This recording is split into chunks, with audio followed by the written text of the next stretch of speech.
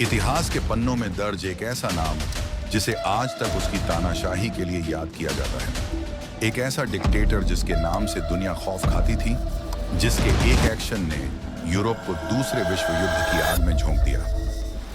Adolf Hitler, वो नाम जिसने इतिहास को हमेशा के लिए बदल दिया। लेकिन आखिर ये साधारण सा आदमी कैसे बना दुनिया का सबसे खतरनाक तानाशाह? चलिए जानते हैं उसकी हैरान कर देने वाली कहानी।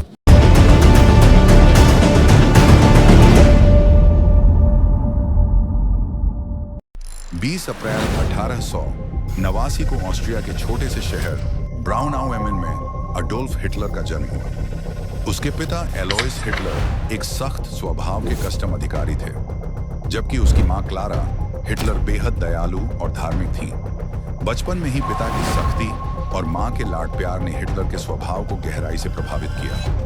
स्कूल में हिटलर पढ़ाई सामान्य थी और उसमें कोई विशेष प्रतिभा नहीं थी, लेकिन उसे पेंटिंग और चित्रकला में बहुत इंटरेस्ट था। उसका सपना एक मशहूर पेंटर बनने का था, पर उसके पिता चाहते थे कि वह सरकारी नौकरी करे। पिता की मृत्यु के बाद हिटलर ने मां से जुड़ाव और गहरा महसूस किया, लेकिन 1907 में मां की मौत ने उसे अंदर से तोड़ दिया। इसी समय उसने वियना की फाइन आर्ट्स अकादमी में दाखिले की कोशिश की, पर उसे लगातार रिजेक्शन का सामना करना पड़ा। वियना में रहते हुए वह गरीबी से जूझा, सड़कों पर भटकता रहा और छोटे छोटे काम करके गुजारा किया। यहीं उसने नस्ल भेदी और यहूदी विरोधी विचारधारा से परिचय पाया। धीरे धीरे उसके मन में यहूदियों और समाज के कुछ वर्गों के प्रति गहरी नफरत बैठ गई। हिटलर ने फर्स्ट वर्ल्ड वॉर 1 में जर्मन आर्मी ज्वाइन की और बहादुरी दिखाई, लेकिन जब जर्मनी हार गया तो उसके अंदर गुस्सा और नफरत भर गई। वो मानता था कि उसकी हार यहूदियों और नेताओं की साजिश थी। यहीं से शुरू हुआ उसका असली सफर। उसने national socialist German workers party यानी नाजी पार्टी ज्वाइन की। अपनी जोशीली स्पीच और गजब की पब्लिक इमेज से वो लाखों लोगों का हीरो बन गया। 1933 में हिटलर जर्मनी का चांसलर बन गया। उसने बेरोजगारी खत्म की, इंडस्ट्री को बढ़ाया और लोगों को सपना दिखाया। जर्मनी फिर से दुनिया का सबसे ताकतवर देश बनेगा।